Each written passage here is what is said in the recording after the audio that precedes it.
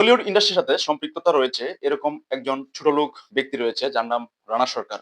আপনারা কম বেশি অনেকেই এই লোকটাকে চিনেন। কেন নয়?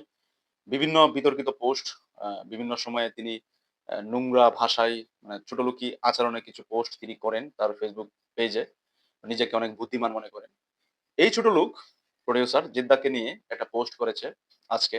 কেউ বলে বিপ্লবী, কেউ বলে ডাকাতের যে প্রোডিউসার রয়েছে নন্দী মুভিজ। নন্দী মুভিজের কাছে জিদ্দা বলেছেন যে, "কেউ বলে বিপ্লবী, কেউ বলে ডাকাত সিনেমাটা রিলিজের আগে ৳৪ কোটি কর্পোরেট বুকিং করে দেখাতে হবে।" এমনটা দাবি করেছেন নন্দী মুভিজের কাছে জিদ্দা। এই যে তিনি লিখলেন এই বিষয়টা, এই বিষয়টার কোনো প্রমাণ তথ্য কিন্তু তিনি তুলে ধরেন নাই। মানে আন্দাজে নিজের মন গড়া একটা প্রচার জিদ্দার নামে তিনি করলেন। অর্থাৎ মাঝে মধ্যেই তার জিদ্দাকে নিয়ে কিছু চুলকানি রয়েছে। জিদ্দার বদনাম করেই কিছুদিন পরই তার পেইজে পোস্ট করেন। এভাবে যদি তিনি আরো ১০০ পোস্টও করেন, বা এভাবে বছরের পর বছর এভাবে তিনি যদি শত, শত পোস্ট জিদ্দার নামে করেন, নেগেটিভ পোস্ট, আপনাদের কি মনে হয় জিদ্দা এই যে ব্যক্তিটাকে নিয়ে জিদ্দা কোনো রিপ্লাই দিবে বা জিদ্দা এইসব নোংরামোর কোনো প্রতিবাদ করবে? মানে রানা সরকারের মতো একদম থার্ড ক্লাস ব্যক্তি যার ইন্ডাস্ট্রিতে তেমন কোনো ভূমিকা নেই। মানে সে ঐরকম জনপ্রিয় ফেমাস কোনো প্রোডিউসারও না।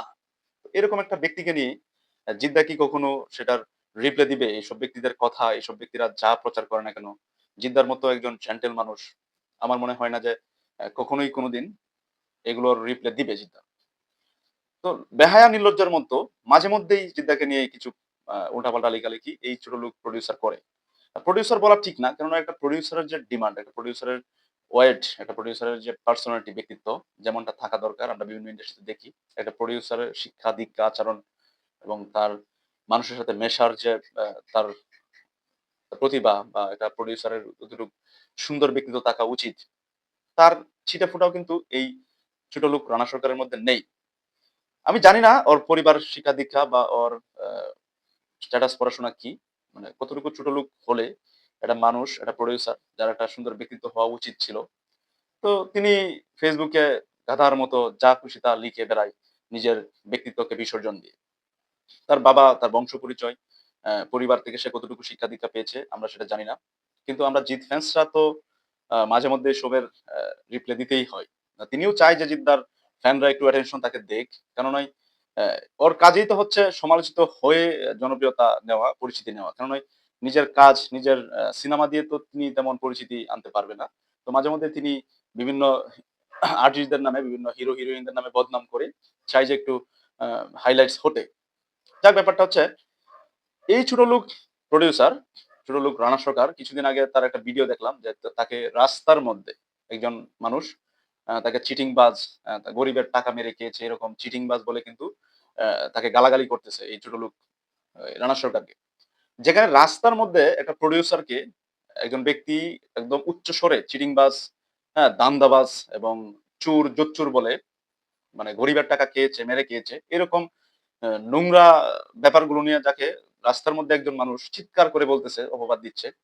তো এই মানুষটার মান-সম্মান বলতে আর কি আছে? ওর পরিবারের মান-সম্মান বলতে কি আছে?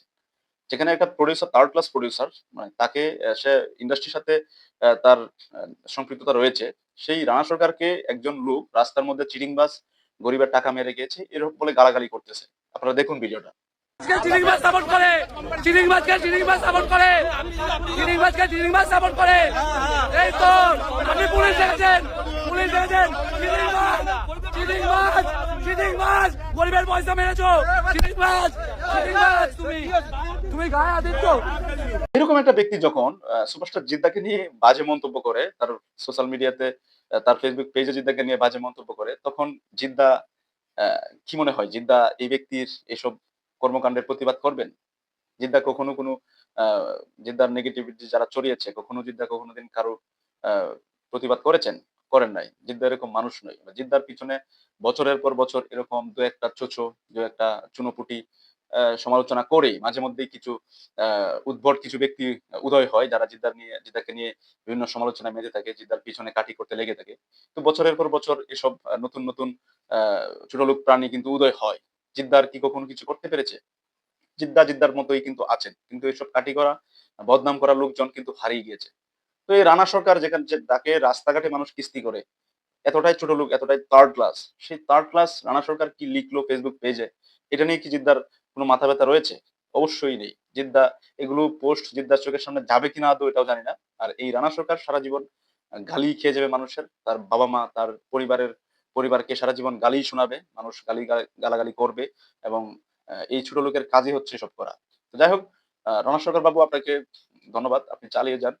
দেখি আপনি কিছু ছিঁড়তে পারেন কিনা। আপনার জন্য শুভকামনা রইলো।